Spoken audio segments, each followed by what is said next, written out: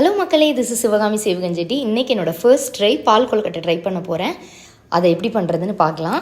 கொஞ்சமாக பண்ணிக்கலாம். உலக்கு பச்சரிசி மாவு, தட் இஸ் கொழுக்கட்டை மாவு எடுத்துக்கோங்க. இதில் லைட்டாக உப்பு சேர்த்துக்கோங்க. பிகாஸ் உப்பில்லா பண்டம் குப்பையிலேன்னு சொல்லுவாங்க. இப்போ இதை நல்லா மிக்ஸ் பண்ணிக்கோங்க. உப்பு போட்டிருக்கிறதுனால அந்த கொழுக்கட்டை மாவு பிசைகிறதுக்கு சுடுதண்ணி வேணும். நல்லா பபிள்ஸ் வர அளவு தண்ணி கொதிக்கட்டும். தண்ணி பார்த்திங்கன்னா நல்லா பபிள் வந்துருச்சு. கொஞ்சம் கொஞ்சமாக தண்ணி ஊற்றி கிளறிக்கணும். சப்பாத்தி மாவு பதத்துக்கு பிணைஞ்சிக்கோங்க. அவ்வளோதாங்க. இந்த மாதிரி சாஃப்டாக பிணைஞ்சிக்கோங்க. இப்போ உங்கள் உள்ளங்கையில் லைட்டாக எண்ணெய் விட்டுக்கோங்க. இந்த ஷேப்பில் கொழுக்கட்டை ரெடி பண்ணிக்கோங்க. இப்போ நெக்ஸ்ட் ஸ்டெப் என்ன பண்ண போகிறோன்னா, தேங்காயை பால் எடுத்துக்க போகிறோம். தேங்காய் பால் எடுத்தாச்சுங்க. இது ரொம்ப கெட்டியாக இருக்குது. இதில் 2 to 3 டம்ளர் தண்ணி ஆட் பண்ணிக்கோங்க. உங்கள்கிட்ட பெரிய அகலமான பாத்திரம் இருந்தால் அதில் பால் ஆட் பண்ணிக்கோங்க. 2 to 3 tumblers of water add பண்ணிக்கோங்க.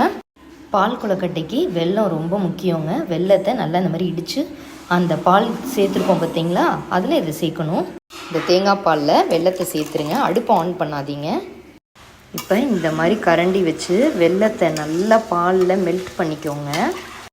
இதில் ஒரு 4-5 ஏலக்காய் இடித்து சேர்த்துக்கோங்க. வாசனையாக இருக்கும். இப்போ அடுப்பை ஆன் பண்ணி நல்லா கொதி வர வரைக்கும் வெயிட் பண்ணுங்கள். இந்த மாதிரி உருட்டிக்கோங்க.